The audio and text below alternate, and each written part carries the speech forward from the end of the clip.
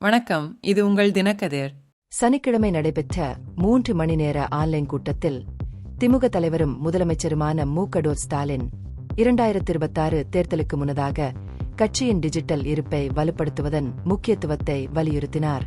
கட்சி நிர்வாகிகளிடம் உரையாற்றிய ஸ்டாலின், அடிமட்ட இணைப்பு மற்றும் ஆன்லைன் தொடர்புகளை மேம்படுத்துவதற்காக தமிழ்நாடு முழுவதும் உள்ள ஒவ்வொரு வாக்குச்சாவடியிலும் பூத் டிஜிட்டல் முகவர்களை நியமிக்க வேண்டும் என்று அழைப்பு விடுத்தார்.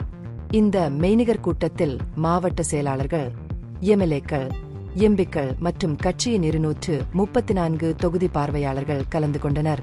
மதுரையில் நடைபெற்ற திமுக பொதுக்குழு கூட்டத்தில் அறிவிக்கப்பட்ட ஓரணியில் தமிழ்நாடு உறுப்பினர் இயக்கத்தை செயல்படுத்துவதற்கான உத்திகள் குறித்து ஸ்டாலின் விவாதித்தார். இந்த பிரச்சாரத்தின் வெற்றி கட்சியின் தேர்தல் வாய்ப்புகளுக்கு மிக முக்கியமானதாக இருக்கும் என்று அவர் வலியுறுத்தினார்.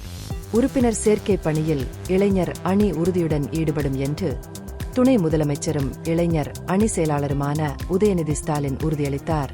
மாநிலம் முழுவதும் பூத் அளவிலான குழுக்களை அமைத்து வலுப்படுத்துவதில் இளம் தொண்டர்களின் முழு ஆதரவையும் அவர் உறுதியளித்தார்.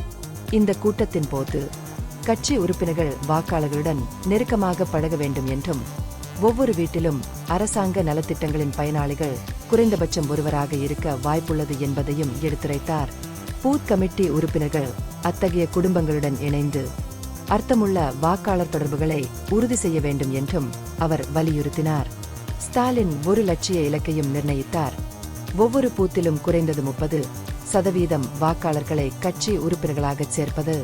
முன்னேற்றத்தை கண்காணிக்க புதிய உறுப்பினர் சேர்க்கை குறித்த பூத் வாரியான தரவுகளை தனிப்பட்ட முறையில் மதிப்பாய்வு செய்வதாக ஸ்டாலின் அறிவித்தார்.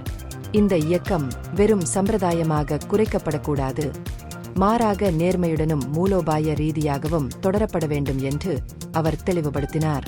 திமுகவின் ஐடி பிரிவின் தலைவரான அமைச்சர் டி.ஆர்.பி. ராஜா கூட்டத்தின் போது ஒரு புதிய மொபைல் செயலியை அறிமுகப்படுத்தியதாக கட்சி வட்டாரங்கள் தெரிவித்தன.